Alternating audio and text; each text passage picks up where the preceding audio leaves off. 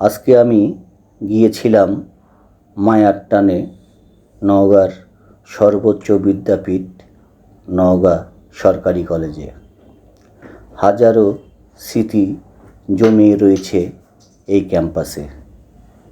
চাইলেই সেই দিনগুলিকে আর ফিরে পাব না। আজ প্রাক্তন শিক্ষার্থী হিসাবে আমার একটাই চাওয়া, ভালো থাকুক প্রিয় বিদ্যাপীঠ।